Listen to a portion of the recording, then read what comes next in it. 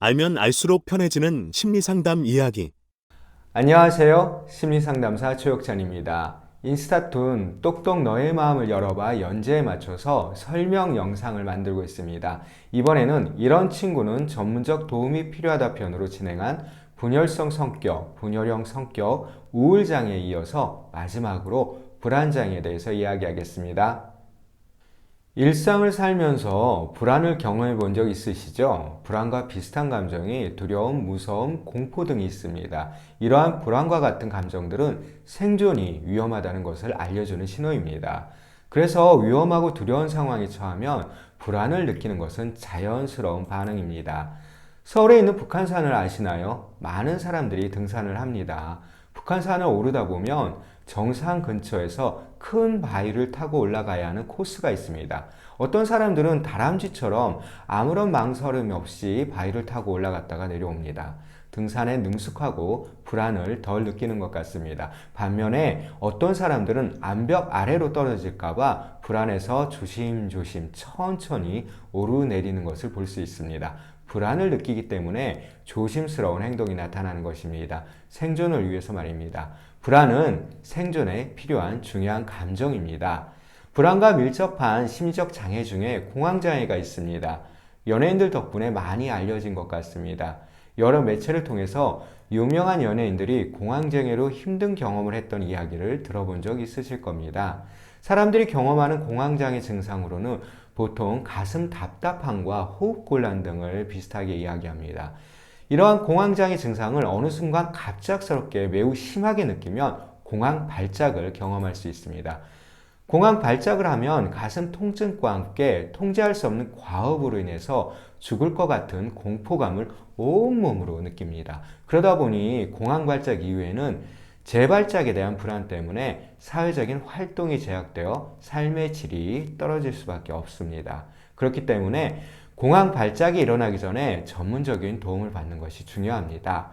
공황장애 상담을 하다 보면 지하철과 같은 폐쇄된 공간이나 사람이 많은 곳에서 갑자기 가슴 답답함과 호흡곤란을 경험한 경우가 많은 것을 알 수 있습니다.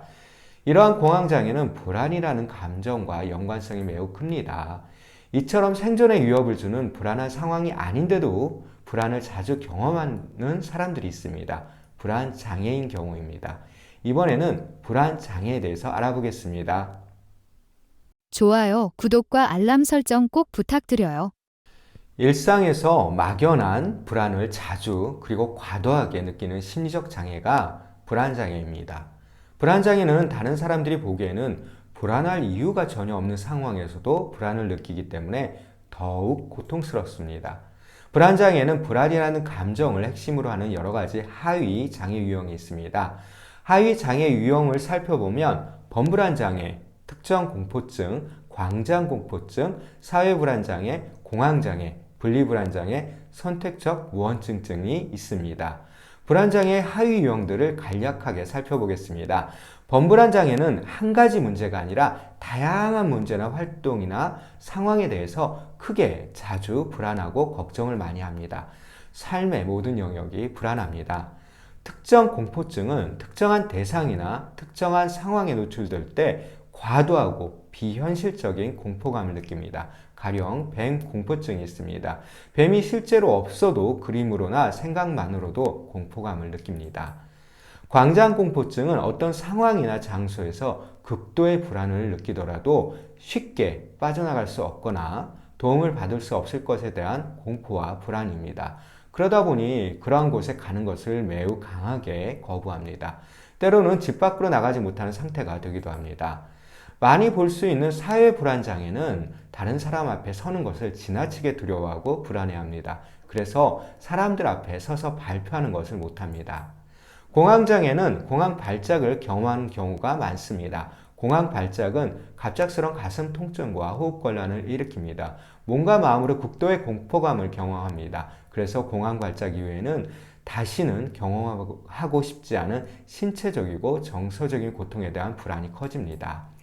분리불안 장애는 아동의 경우가 많습니다. 분리불안 장애가 있는 아이는 부모와 잠시라도 떨어지는 것 자체만으로도 극도의 공포감을 느낍니다. 그러다 보니 학교 부적응 등이 나타날 수밖에 없습니다.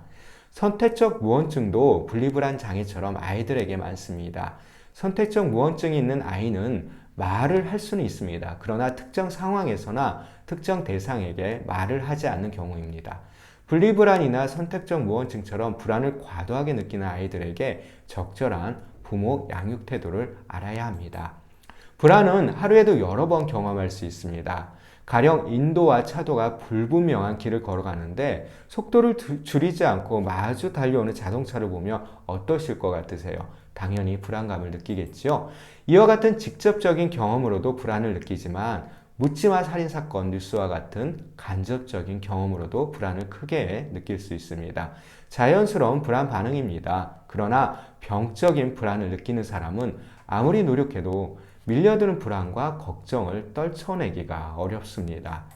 평범한 일상에서도 과도한 불안감을 느끼기 때문에 사는 것이 힘들고 고통스럽습니다. 그러다 보니 사회적인 대인관계 활동이나 직업 활동을 하지 못하는 부적응 상태가 되기도 합니다.